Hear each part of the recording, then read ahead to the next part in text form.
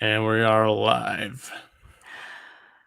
What's going on, everybody? It is week 18 of the NFL season, and for most of you, fantasy football is over. Now, don't worry if you have a week 18 championship. We're still going to talk about some of that today, but we're going to spend some time today relaxing, celebrating, and looking a little bit forward to the future. But first, let me check in with my partner in crime, Eddie Spaghetti. What's going on, Eddie? Did you get a new haircut?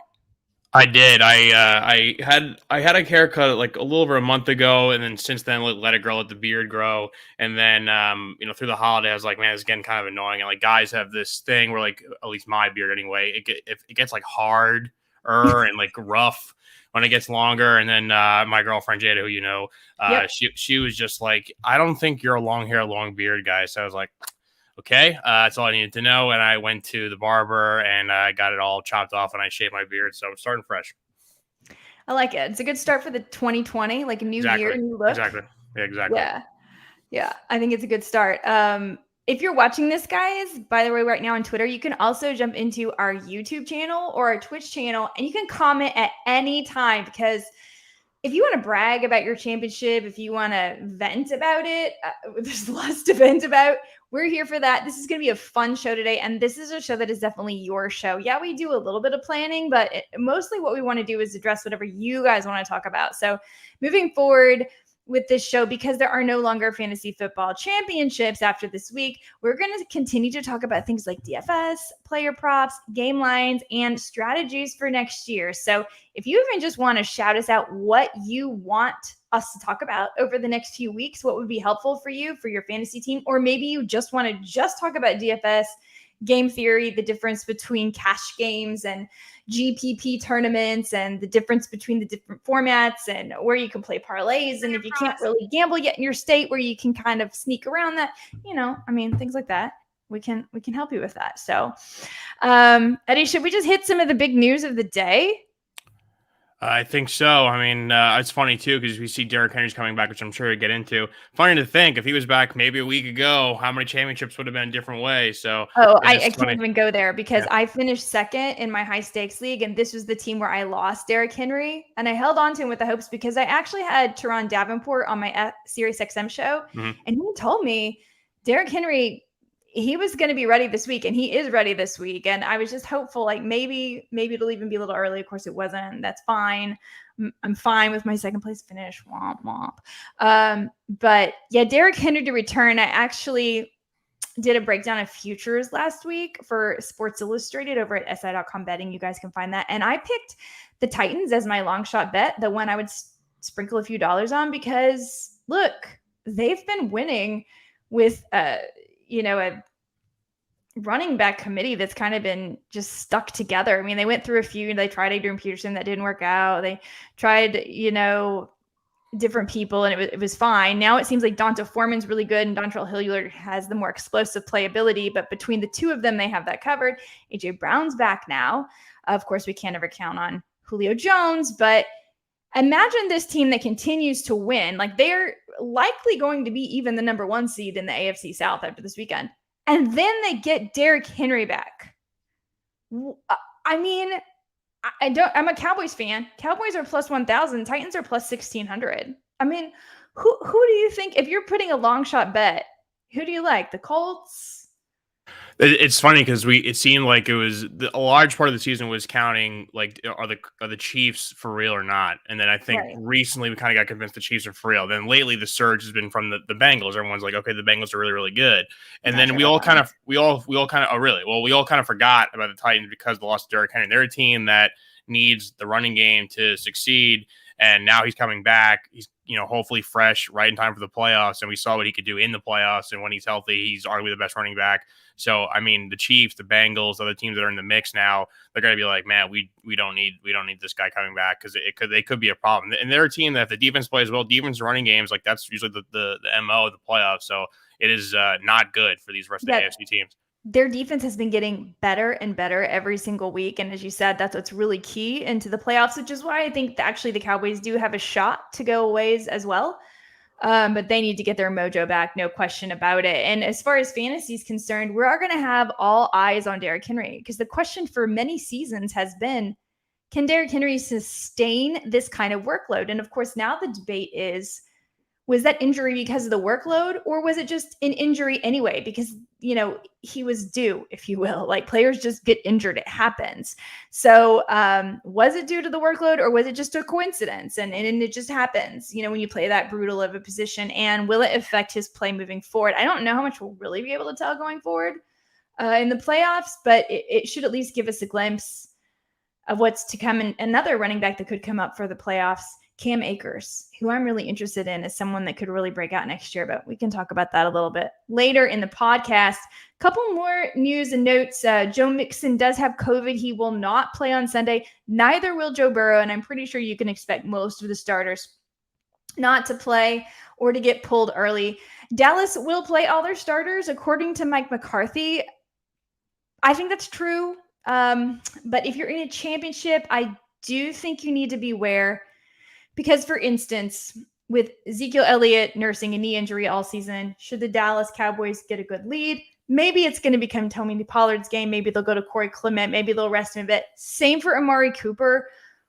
No Michael Gallup, remember. So if the Cowboys are to get out in front at any point in this game, it doesn't make sense for them to play Amari Cooper too hard. They could rest him. And honestly, there's really nothing at stake. There's nothing at stake in this game. Okay, seeding, but the seeding doesn't matter. I mean, the only thing that could really happen is a whole lot of ridiculous things where somehow accidentally the Cowboys slide into the number 2 seed. It's not going to happen, and there's just no reason for them to play too hard. So yes, they're starting, but I wouldn't guarantee they're playing the whole game. Same for the Packers. The same thing has been said, that they're going to come out and play, but it's Detroit. I mean, once they get far enough out in front of Detroit, they're not going to keep Devontae Adams in the game. I just don't see that happening.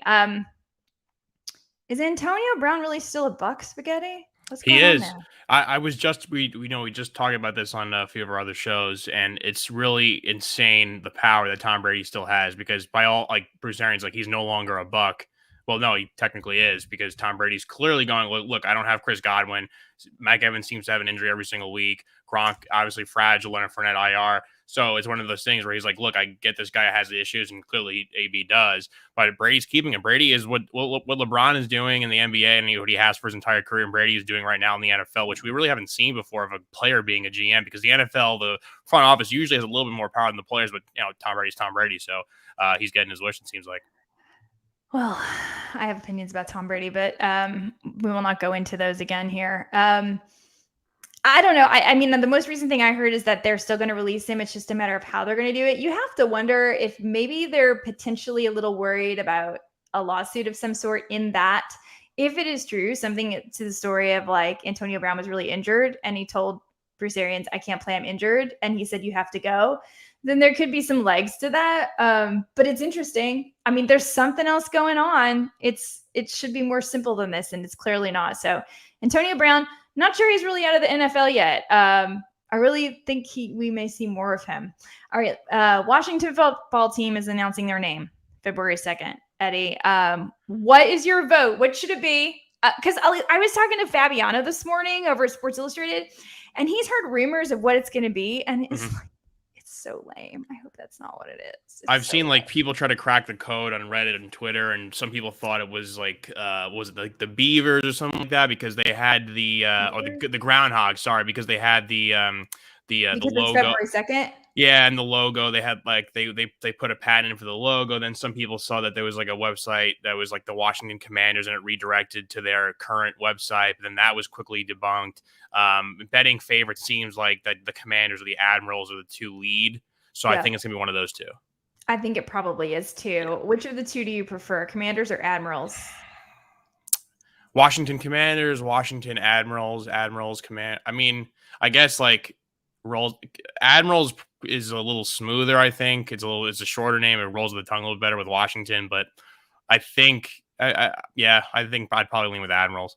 I think that so this is my vocalist talking. I think that they should go with Commanders instead of Admirals, or all of your fans are going to be hoarse. Like, it's just going to be terrible. So if you go Commanders, you can get a little bit more air out in front of it. So I'm going to say, for vocal health for everyone, I vote for Commanders over Admirals. I really am sad they can't use like the Red Tails or the Red Wolves. Yeah, there was licensing issues. So much cooler. But I don't know. I guess Admirals and Commanders is better than Guardians. Sure. The best name I did see, though, was Mr. Washington Football Team. I thought that was the funniest by far. Honestly, like, I think they should just keep Washington Football Team because it's hilarious. It's in the mix. And yeah. Why not? Why not just be the WFT and they can have NFTs and well, I'm used to it by now. I don't know about you, like how long it took you to get used to writing that, but I'm used to it by now. Now they're changing it again. I'm gonna need another 2 years. I'm used to it too. Yeah. The football team. At least I got out of the habit of saying their other name, which was pretty hard to break, but sure. I'm out of that. Final news. The Chargers and the Raiders will not play for a tie, guys. I don't want to hear any more about it. Brandon Staley has put the rumors to rest. The Steelers, of course, would have to beat the Ravens, and the Jaguars would have to upset the Colts. But in that case, if the Raiders and the Chargers tied, they would both go to the postseason. But it's a gentleman's game after all. They're not gonna disgrace the NFL now.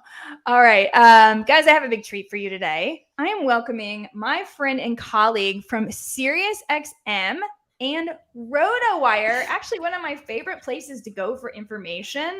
That is a true story. Mr. Jim Coventry. Jim, welcome to the show. I appreciate you so much taking your time out of your very busy day, and you are very in demand. I mean, every time I'm looking around, Jim Coventry is on the airwaves, either radio, audio, video, whatever. Jim Coventry is the man giving us some of the best game breakdowns you can get, and I'm really excited to have you here today. So thank you so much for joining us. I always have time for friends, Jen, and I'm glad to be here. I learned from Bob Harris. There we go. It's that simple, right? But thank you for having me. Very excited to talk football with Jen and Eddie. Yes, Jen. And so Eddie, Jim, Eddie. Eddie, Jim is one of the nicest people in the industry. So Jim, it's a pleasure to have you on, and I got to give you the shout out for the names you put too in the chat here: the Washington Lobbyists and the Washington team of football. So it's WTF. Those are also great options. So good, so good. I was like, at one point when they first announced they were changing it, I was like, I'm gonna go like file a copyright, and then if I win, I can become a bazillionaire, and then I can just play fantasy football for fun. Speaking of playing fantasy football for fun, I was talking with Adam Rodas, and I was like, yeah, I won some leagues, but unfortunately all the ones I won paid me like, I don't know. By the time I figured out, like I got my money back or my money out, I made like $130 like for like a whole season. Because the ones I won were the ones that are more like bragging rights or you didn't really pay into. And of course our industry leagues, there's usually no payout.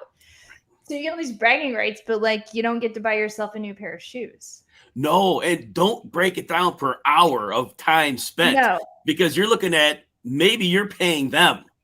Yeah, totally, 100%. It's unbelievable. But I want to say congratulations to you, Jim, because if you don't know, Jim won the Kings Classic this year. This is a really, really big deal. And I'm especially excited because we had a question from a listener, and I'm glad you're here for this, who was asking about salary cap leagues, and you won the salary cap. Now, I will say, if you don't know what a salary cap league is, it's the new name for what we used to call auction leagues. Sometimes they're also called contract leagues. Yes. Essentially, you are paying your players a contract. So you think you have a $300 budget, and you're writing a contract that Devontae Adams gets $50 of that. You know, I'm just making up numbers. But that's how they work. And they're often done with an auctioneer, if you will. So you make the bids. It's like, you know, it's a lot of fun. It's super fun in person. And he was asking about starting it and our insight into league formats and styles and how we felt about it. So I would love to hear how you feel about salary cap leagues and also a little bit about how you successfully drafted for the Kings Classic. Well, thank you for that introduction. And it's exciting to talk about the salary cap draft. First of all, once you do one of those, you really don't want to do a snake draft again. So true. Right? The snake draft, it's great. It's efficient. It's useful. But at the end of the day, your draft spot dictates the pool of players you're ever going to be eligible to get. The beauty of the salary cap draft is if you have a value on a player, you can get that player. If somebody outbids you, you could go to the next dollar. You choose at what point you're willing to stop bidding. Ultimately, you can go in with a plan. You go in with a general plan in a snake draft. You can have a much more customized, specific plan. But at the end of the day, if people prepare for the salary cap draft well, every team should be much more happy with their squad than they are in a snake draft. First of all, what are your thoughts on that before I carry on? I agree 100%. And one of the things I like about it is you get exactly who you want. So if you want to get 2 first-round picks, you can. You're not eliminated from that. You just say, I'm willing to open up my wallet and spend. And a lot of times, I don't know if you ascribe to this, but a lot of people do that stars and scrubs mentality, if you will. You spend a lot on, say, 4 or 5 guys, and the rest are all these kind of dart throws. You know, maybe you get an inexpensive James Conner or I don't know, Sony Michel, and they end up winning for you later, but you have that in your plan. And I find what people usually find scary is they're terrified of what to do if the numbers get away from them. And what I've always found, there is always value at the end. I think in my salary cap draft this year, I got Devonta Smith for a $3 contract. There was so much value left. So you don't have to panic. But I 100% agree. It seems terrifying at first, but at the end, everybody's much happier because you get to choose. There's a lot less strains and stresses on I can't have both Derrick Henry and Jonathan Taylor. Actually, yeah, you can. If you want to, you can. They better not get hurt. That's right. We're not recommending that. Yes. Last year, Dave Richard had signed both McCaffrey and one of the other top end guys, him and Barkley, and they both went down on him. And so, yeah, not so good. But the Kings Classic, as you asked. So the difficulty with the Kings Classic, 14 teams. And then in addition to the 1 quarterback, 2 running backs, 3 receivers, and a tight end, there are 3 flexes. No super flex, but there's 3 flexes. And there are 4 IR spots. So basically, good luck getting players. It's very difficult. And the thing with that league is what I realized the first time we used this exact format was 2020. And I got smoked. And I learned. It's okay, though, right? Because we have to learn. I love that. No, I think that's fantastic. And here's what I learned. I approached that salary cap draft like every other one, where you build up good starters and then you have a little bit of money left to piece players together. Well, with 3 flexes and 14 teams, you end up with garbage flexes if you spend up for your typical array of players at the top. And so my philosophy going into this, again, ultra large league with large rosters, I said, I will not spend high for any player. Nice. I will make sure that I come out of this with 3 high floor flex players and some bench as well, because I noticed the teams that got eliminated were in my position. They had no reasonable flexes. And then when injuries hit, you were stuck even worse. Any questions at this point? Yeah, so I'm going to say I find this really interesting because one of the things I debated on back and forth, now this is more fantasy baseball. I've done this more because I've done a lot more auctions with fantasy baseball. They're a little more popular. Is I have found that often my teams that do the best are the teams I never spend more than a $20 contract on any one player. And I've always thought that's a good way because if you put too many eggs in one basket and that one person goes down, for instance, Mike Trout this year, if you did that in baseball, that was pretty costly. If you did that this year for Derrick Henry, it wasn't as costly because at least you got half a season worth of points accumulation. But it was still pretty expensive. Christian McCaffrey was great when he played, but when he didn't, it wasn't. Whereas maybe if you had gotten James Robinson, Josh Jacobs, you could have saved some of that money and spent it other places like Deebo Samuel. Yes. So the way I approached from that point, I decided I would spend cheap at quarterback. I would be less than $10, which put me out of the market on all of the mobile quarterbacks, the Mahomes and the Prescotts of the world. And I was great with that. And I targeted 2 players on my board that I felt would be in that price range. And it was Tom Brady and Matt Stafford. And as it worked out, as the salary cap bidding went, the last 2 of the tier who were left were those 2. Yeah. And I didn't mind which I got.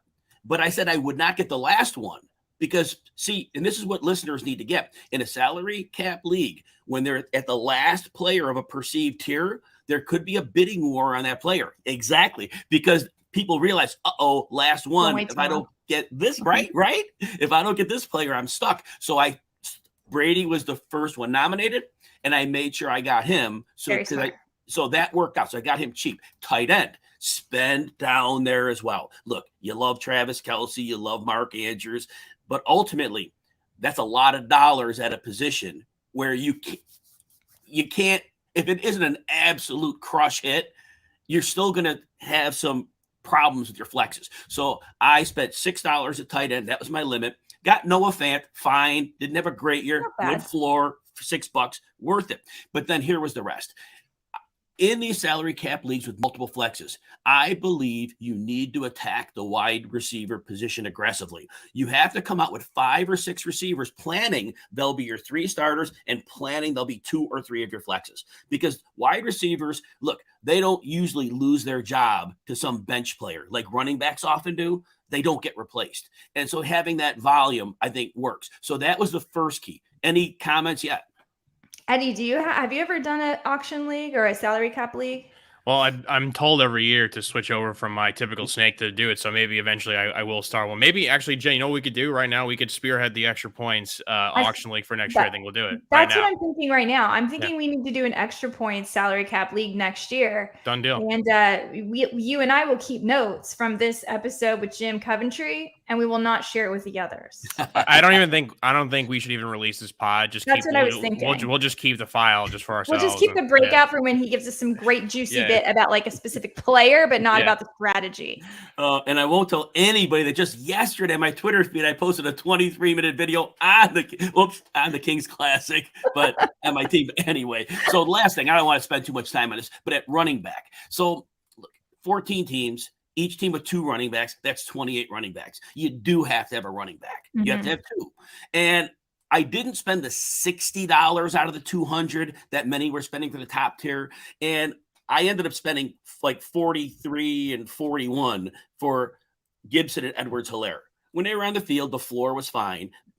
It was more than I wanted to spend, but you really can't get reasonable starters for much less. They were the lower tier players.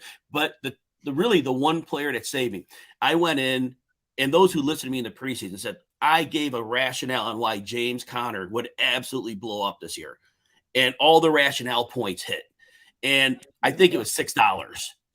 And that was a massive steal. And then the other thing, back to receiver, I went in and I told the people in the Kings Classic after the draft was over, I said, I went in with the plan of making Cooper Kupp my wide receiver 1. I said I would get him for wide receiver 2 money.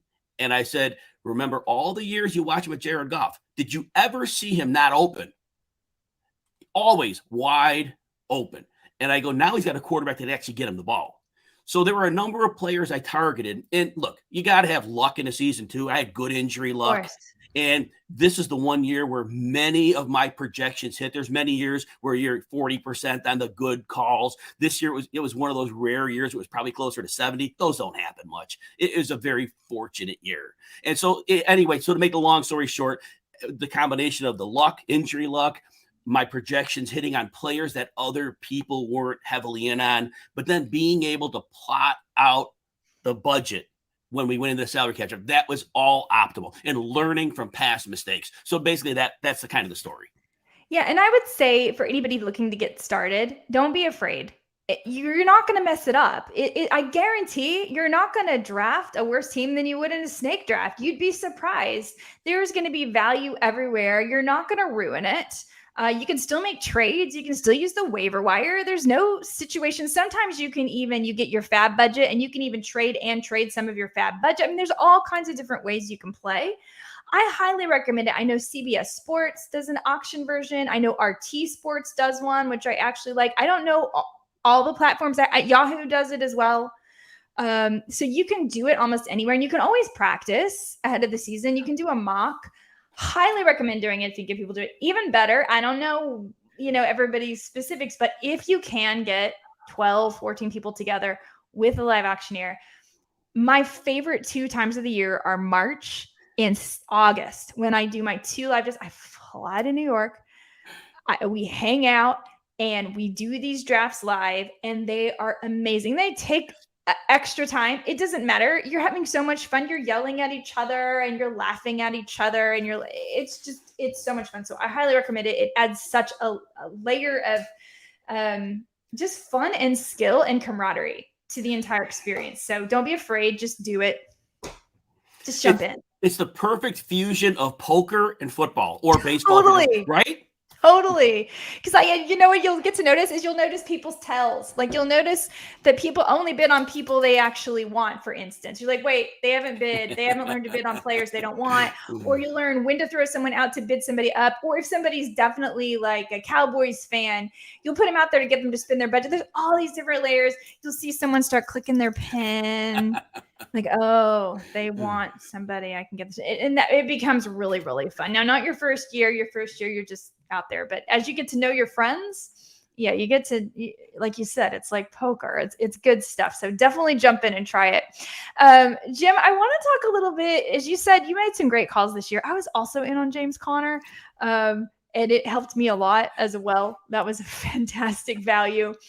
I noticed we were both in the same pros with Joe's league, and we were both in that until the end. And then we both had some bad COVID luck, I think, in that one at the very end. Unfortunately, Jen, can I tell you? This is a good story. Can I tell you what killed me in that? Yeah. So basically, I drafted like all receivers and maybe a tight end or two. And once the cover 2 thing became a thing, my team was dead.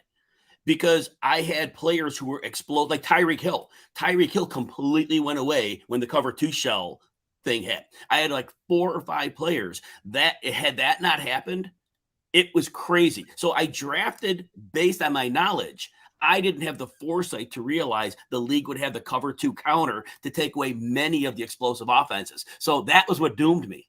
Yeah, I mean that was a game. That was a league where we played all flex. Yes, except correct. for quarterback and defense. Yes. Yeah. So that was an interesting way. So yeah, you didn't even go running back, which is probably smart. You don't need to.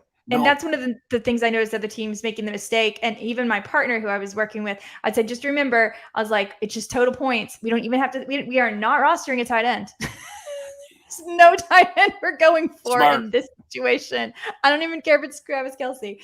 So that's kind of how we hung in there a little bit. I want to talk a little bit about some guys you really like for next year. Everybody at this point of the season, their season's over, especially if they're in dynasty leagues or even just because they love fantasy football so much. They're like, who is it? Who's it going to be next year when I'm making my salary, cap list? Who am I going to go targeting? Who's it going to be? And I'm just wondering who you've got your eye on for next year. The first one I love is Elijah Moore, and from the Jets, of course. And first of all, who watches the Jets, right? So a lot of people don't even see him play, but he didn't play a lot. He basically very slow start through week 7. He put up he was less than 100 yards through week 7. And then he puts together a run. I'll talk about that in a minute. And then he missed week 14 through 17. So basically, he's off a lot of radars. But he had a window from the time of week 7 till his injuries at the end, where he was basically going off. He had a 4 or 5 week window, scored like 5 touchdowns, putting up at least 60 yards and 67 yards in most of those games. And he did it with 3 different garbage quarterbacks. When Zach Wilson came back, I thought for sure he was doomed, and he produced with Zach Wilson. And so he flies under the radar because people are going to look and see, oh, well, he had 538 yards and 5 touchdowns. Throw him away. Not so much context. And he did have some drops. He was a higher drop rate player, but he's not getting great passes from the quarterbacks. I give him a pass there. But his time speed, and we know it's the pro day thing. He was 4.35, probably more like 4.4 in reality, but he's still fast. And his agility measurements, those were accurate, 90th percentile. And so I think even though he's small, with the league going to this cover 2 shell, he's the wiggle guy underneath this this type of receiver that was starting to fade off a bit. But these are the receivers who are going to thrive in this current wave of cover 2. So I think he's going to be a superstar you can get later in your drafts. What do you think, Jen? Like that. I like that call a lot. And I know a lot of people were really bummed on the week that they had to miss out on Elijah Moore because he was really hitting his stride. And so I like that. And I also have to say that I think Zach Wilson has looked a lot better over the last couple of weeks. And the one thing about Zach Wilson is he does have arm strength. He does have an incredible arm. And so there's a lot of talent there. I know he's still young, makes a lot of poor decisions, and who knows what's going on with the Jets. But as you said, Elijah Moore was good, even with very subpar quarterback play. 3 different guys over the course of the season. So I love that call. Any others? One more. Often fantasy analysts are a year too early on player. It's our critical mistake. We kind of see the talent. We know it's there. And we're like, this is the year. 1 year off. Adam Troutman. Okay. He was a 3rd round pick of the Saints in 2020. He gets like 15 catches for 170 yards in his rookie season. So a complete throwaway season. But people thought, yep, this year, this is the year. Well, problems started out. He wasn't getting any passes early in the season. Like the first 4 weeks, I don't think he had 25 yards. No, it was like Juwan Johnson. Yes, exactly. Yeah. He had that big week 1, right, Jen? Oh, man. But then all of a sudden, very sneakily, from a stretch of about 4 weeks before he gets the knee injury. That's right. It's not much, but it's like 32 to 58 yards. But he started those last 4 games. It was 6 to 8 targets a game. He was becoming a part of the offense. But then he injures the knee. He gets COVID. And then that last game back, he obviously had a few snaps. So basically, he will be written off last year as a player that people thought would be something, and he wasn't. But he was flashing a little bit of the beginning of a breakout. And now that other year of maturation, and I think that because he was a guy that was like the Senior Bowl, he was dominating the players who were there. He looked like the real deal. So I think he's that tight end, that 3rd-year stride. With that little bit that they showed us, I think he's in for a really good season. So when I thought about breakout candidates for next year, I just thought very, briefly, I kind of had some, ideas. I thought, well, maybe Kadarius Toney. I mean, the talent is incredible there. Of course, we don't know who the quarterback situation is. We think it's going to be Joe Judge. I mean, there's just a lot of questions. Andy seems to get injured a lot. So maybe I'll avoid that one. And then I thought, well, what about someone that didn't play this year? Cam Akers. I am interested in Cam Akers next year. I was interested in him for this year. I loved what he did down the stretch in 2019. I was in on him in 2019. I didn't know why it took him so long. But part of the argument was always with Los Angeles, well, they tend to use a little more running back by committee. They always have. They won't commit to one guy. But what's interesting to me all of a sudden is Sony Michel having the most rushing yards in the league for the month of December. That's more than Jonathan Taylor. They started to kind of commit to one guy. And I think that's working because of Matt Stafford. And you have to have that established run game in order for Matt Stafford to be a threat. Now we look at Cam Akers. Look, Sony Michel's been amazing. I hope he stays around and all of that. But Cam Akers is the younger talent. He can juke like the best of them. I love Cam Akers. And what interests me especially is the way that the Rams went to the trouble to bring him back, even when he couldn't play, to make sure he could get his pension. Yes. Which says to me, well, they're in on Cam Akers. They like this guy. He must be a good guy.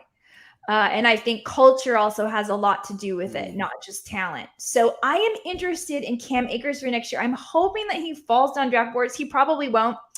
And then the other one I'm interested in is Rashad Bateman. Yep. And I know he's probably a popular pick, but I think this might actually piggyback onto who you mentioned might be one of your best candidates. I think these two might go well in tandem, actually. So Rashad Bateman, again, a better catch rate than Marquise Hollywood Brown. He lines up on the outside. He's kind of that guy we all thought Sammy Watkins would be, but Sammy Watkins was not young, talented. We only saw him play for half the season. So when you look at the stats, if you're like, a new player, you're just like, oh, well, it's not that many yards. Well, if you break it down to a per game basis, very impressive. 10 targets in his last game this year with Tyler Huntley. He seems to be on his way up, does well with both Lamar Jackson, Tyler Huntley. And so I really do like Rashad Bateman for next year. And yeah, so do you like those guys? Cam Akers is an absolute beast. And I like how you brought in the fact about him using A-back, because down the stretch, remember, Akers is getting 25 carries or close to that. So 2 massive games at the end of the season last year. So he's and we're not even going to compare. And you're not comparing Sony Michel. You didn't do that to Cam Akers. And you're right, because Cam Akers is like 4 levels above. So what he gives you, oh yeah, we know Sean McVay wants to ride him. And so you're right on there. And I think people will downgrade him a bit because of those narratives about the Achilles, which have really and rarely happened to players who were stars. They've normally been marginal guys. So yes, and then the second one, I'm actually going to talk a little bit about Rashad Bateman when I cover something else. So I'm going to talk about it at that point. I'm just going to insert some breaking news right here that Eddie just sent over. It looks like the NFL is looking into Dallas as a replacement for this year's Super Bowl instead of LA. Okay, I have thoughts on this really quick. My first reaction is I was intending to go to the Super Bowl and I live in LA, so kind of bummed on that level. But second, I have family in Dallas. So if you're going to move it anywhere, let's go to Dallas. And aren't you guys scared that then the Cowboys are going to have a little home field advantage? Come on. Let me also rephrase quickly on I just kind of paraphrase what's going on. It's not being moved. It's just they looked into AT&T Stadium as a possibility as a backup in case the COVID case in LA. But from the people I know, and obviously used to work at the NFL, it seems like that things didn't go as planned. It was more of just like an ultimate backup option. And Terrell Owens wants to play. Okay, I got to tell you guys, I love Terrell. Yep. I'm actually pals with Terrell. I've interviewed him a few times. He is actually, I know he comes across like a diva. But in reality, when you talk to him, I will tell you, of all the players I've interviewed, he was the most kind, the most generous, and the most respectful of my time. And he lights up when he talks about his children, which made me, so I actually really like Terrell Owens. And that may be an unpopular opinion, but comparing him to Antonio Brown, like people have been, no, not the same to me. I'm a T.O. fan. So, wow, he wants to play for I don't know, T.O. I don't know if you should, he hasn't played since 2010, but he runs, he conditions. If it was 15 snaps a game, I bet you he could still win. He probably could. I mean, he's a win. Like, he's got a winner mentality, I have to say. He's I love kind of T.O. a cool guy. Yeah, he's love kind of him. a cool guy. I use his name every year, Jen, and it's the last few years. And it's when I talk about A.J. Brown, and you've probably heard me say this. I call A.J. Brown Terrell Owens version 2.0. I love A.J. Brown too. Yeah. Oh, isn't he like the most wonderful human being as well? When you hear him talking, he and Jonathan Taylor are both wonderful human beings, and it makes me happy. And I wish that we would focus more on Jonathan Taylor and A.J. Brown and James Conner, these kind of quality guys in the NFL, because there are a lot of really good kids. I call them kids. I'm like granny. Oh, kids, get back off the lawn. Grandma said, hey. Yeah, I think there are a lot of bright spots in the NFL. All right, let's head over to. I hate to do this because after I talk about positivity, I'm going to say who's going to bust next year. I actually hate making bust calls, but everybody wants them. I hate thinking anybody's going to bust. I just want to believe that everybody's going to be great. That being said, there are definitely players that I never draft. I did not draft any Saquon. I did not draft any Julio Jones. And here's an edgy one. I did not draft any DK Metcalf because in my gut, I did not think he deserved to go where he went. And it was too rich for my blood. I didn't believe in it. So I probably just got lucky on that one. But yeah, so even though I don't like to call out busts, there are players that you don't feel right about. So we'll call them maybe bewares. Let's do that. Who's a player beware for you next year? Beware of Mark Andrews of the Baltimore Ravens. Helped me win a championship this year. Which is exactly why I'm starting this reason, Jen. Rule number 1 that I've tried to follow: never pay for the career year. Now, I know he's only 4 years in. In his second year, he had a great year. 64, 852, and 10 touchdowns, 98 targets. Beautiful year. He's not Travis Kelce. He's a great player. Not Travis Kelce. He's in a run-heavy offense that just happened to have factors work his way. No J.K. Dobbins, no Gus Edwards. The defense completely fell apart, and he saw over 138 targets he's seen. He's got 99 catches, 1,276 yards. So first of all, the Ravens are not that team. They are not a team that wants to throw that much. You mentioned Rashad Bateman earlier.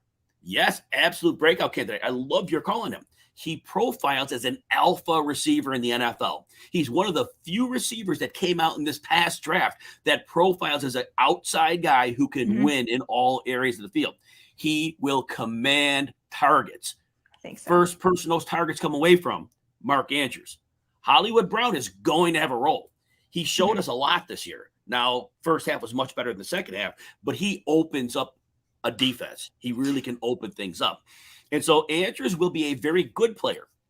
But after posting, which would be 1,300 yards after this week and maybe 10 touchdowns, he will be going in that stratosphere of tight ends. And honestly, Dobbins should be back. Edwards should be back. That organization fixes problems. They will fix their defense. They will go back. And John Harbaugh said this going into this year. Their identity is a run-based team.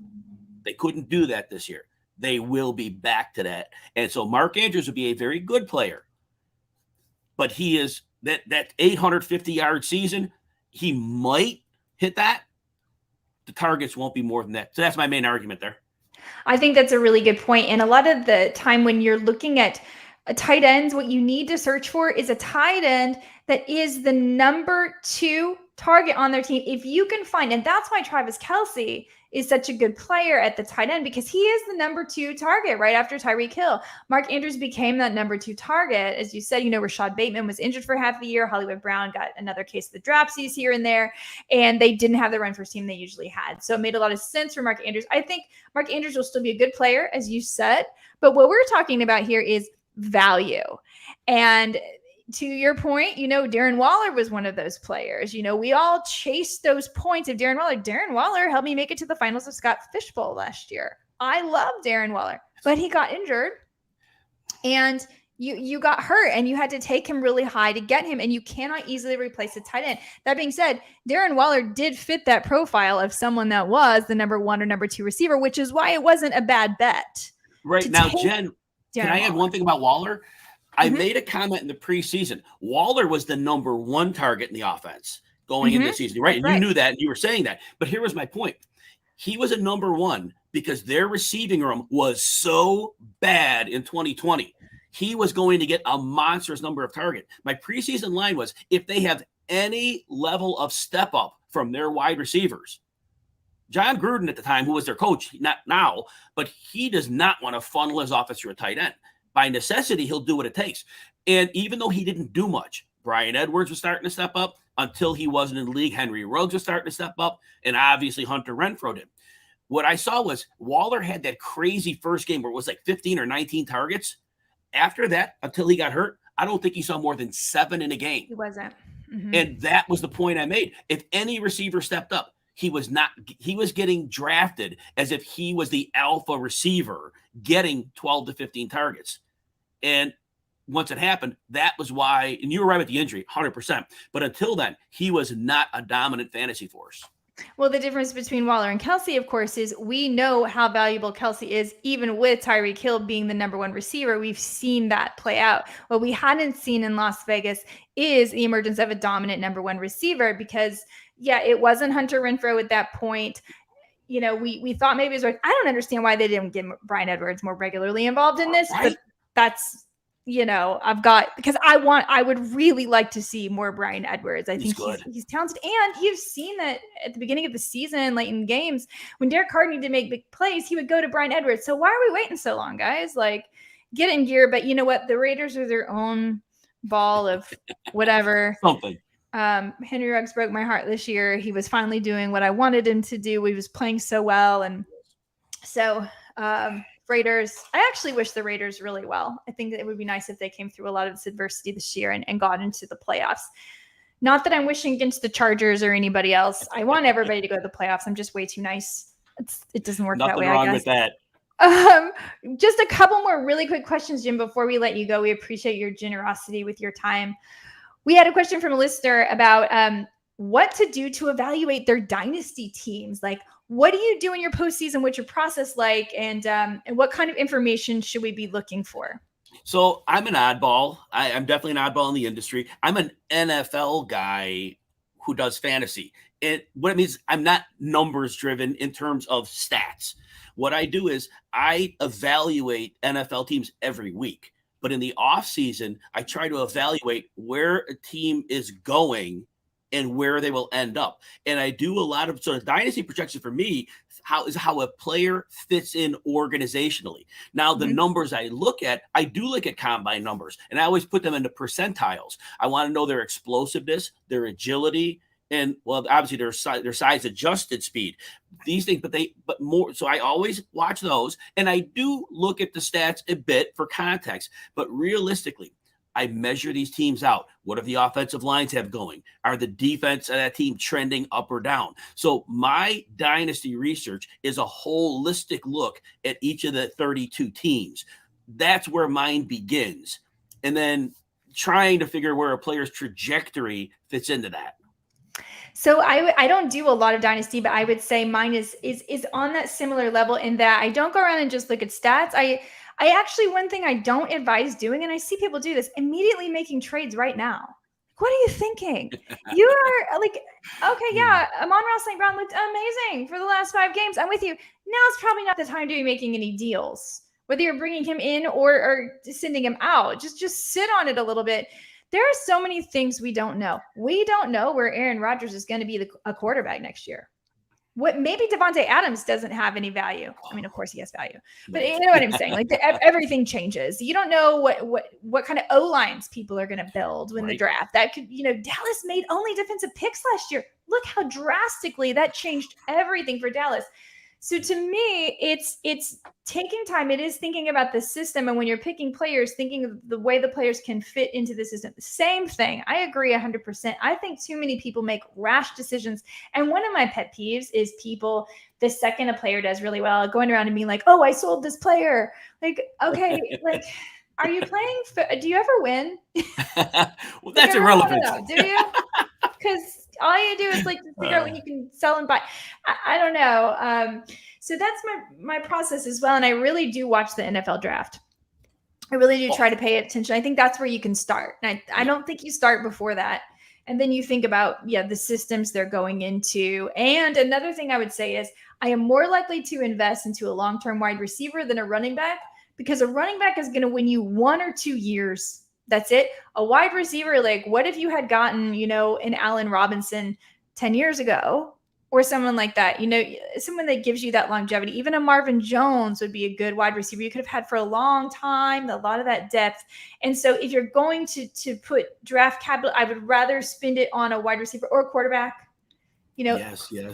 If you see a Kyler Murray, I think that's a good investment. It looks like Joe Burrow is a good investment. So that's what I would say. I would be careful with tight ends and running backs, obviously, even though you need them. You can often make trades for those within season and just kind of punt that position. And so many tight ends don't break out till year 3. So you're sitting with a player on your roster who may be useless, right? That's right. And they may not break out, Jen, right? Such a good point. That is such a good point. They just don't even have the opportunity to break out, and you're wasting that roster spot where you could have someone that comes out like a Justin Jefferson immediately right out the gate. So, or someone like an Amon-Ra St. Brown. You didn't have to spend an early pick on St. Brown. And he's right there. So that would be my sort of like very slight dynasty advice for what it is. But we are always available on Twitter. I know Jim is like me and is happy to answer questions at all times. So if you have any questions, please hit us up. Jim, appreciate you so much joining us today. Tell everybody where we can find you. You can find me on Twitter at Jim Coventry NFL, on SiriusXM Saturdays 1 to 3 Eastern, RotoWire Fantasy Sports Today. Apparently, we're getting our time spot back on Sunday in 2 weeks, and because of the MLB labor unrest, I think they're going to keep football talk going. So maybe in a week, I should be back on Sundays for a while. So excited about that. And then I do a lot of streaming through the Twitter feed and through the RotoWire homepages. So give a lot of analysis things. Jen and Eddie, I appreciate you both. Thanks for having me. It was a blast working with you both. We appreciate you so much, Jim. We hope you'll come back. Anytime. Just let me know. Thank And I you. mean that. That was Jim Coventry, everybody, at Jim Coventry NFL. Give him a follow on Twitter. One of the nicest guys and a fan-freaking-tastic fantasy analyst. Guys, before we sign off the show today, I want to make sure you're playing with us over at extrapoints.com arcade. You may or may not know that we have a contest every week where we do our NFL picks. And our winners for this week, for last week's Week 17 NFL Pick'em, Mark Trost got 13 right. So congratulations, Mark, because I've never gotten 13 right in a week. So if you want my job, you can have it. It's Wednesdays, 5 p.m. Eastern Standard Time live. Week 17 for our prop quiz was won by Martin Weiss. Martin of Extra Points, who got 6 right. And Joel won the December prop culture. Joel Solomon, our producer, who got 9 right. And so that means 2 Extra Points people actually won this week. I did not play in either of these games, and I need to play. I always play the NFL Pick'em, but I never play in the other ones. And now I'm all inspired because these people won a gold hat, and I didn't even try. So I don't want to be a loser. So I'm going to play this week, and hopefully I can win my gold hat too. You guys can too. Also, if you guys want to check out my article at si.com/fantasy, I have a list of players over there to be aware of this week. So a lot of people are going to be sitting their starters. They've already clinched their playoff berth. And then there are a lot of people with not a lot to play for. And I know a lot of teams have said that they're starting their starters, Dallas, Green Bay, etc. But you still have to be aware that they may get pulled early. And on that note, I will be releasing a DFS video this weekend. But I want to say for DFS this week, guys, all bets are off. Even cash games, you can't count on cash games. Sure, there are some teams you can, Chargers are going to play hard and the Saints are going to play to win and all of that. But anything can happen. And so I would prefer that you don't spend a lot of money and maybe you just play some big GPPs, go for the big money, and play Chris Evans, like play something random. This is the week to do it. So I will come out with a video for you there. In the meantime, we want to hear what you want to hear about on this podcast. So send me questions. They can be, strategy questions, and we'll keep the guests coming and we'll keep the content coming every Wednesday at 5 p.m. Eastern Standard Time. Eddie, I'm sorry you didn't win any of your fantasy football championships. And not only did I not win the third place game either, I lost by like 22 points. It was just I made the playoffs, had a great run in my main league. A lot of trash talk going on with my friends from home. But I'm mad about it for you. And so we're going to fix it next year. And I think that we're going to fix it by getting a salary cap draft at Extra Points. Oh, yeah. I mean, this is it. Eddie, I forgot to tell you, I have a plan for next week's show. Okay. Is it a surprise? We're going to play a playoff league. You and I are going to share a team. We're going to draft it. Let's do it. I'm ready to go. Do it? Yeah, I would love it. Maybe we'll have a team too. I need some fantasy back in my life after a devastating I think we should not quit playing fantasy. We got to keep involved even through the playoffs. So we're going to keep the games coming. We'll even talk NFL playoff fantasy for you guys. That's what we're going to do. So in the meantime, you guys, there is still one more week left of football. Enjoy it, and we'll talk to you next Wednesday.